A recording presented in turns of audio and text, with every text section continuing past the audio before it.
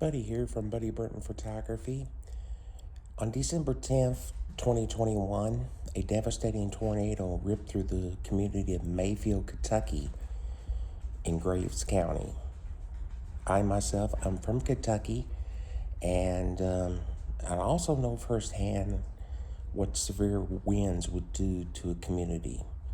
Here in Cedar Rapids, we had a derecho back about 2 years ago, and we know firsthand what severe weather could do to a community. There is a link for you to click on below in the description for a GoFundMe campaign to help victims in Mayfield, Kentucky. Won't you join in helping and pray for Mayfield?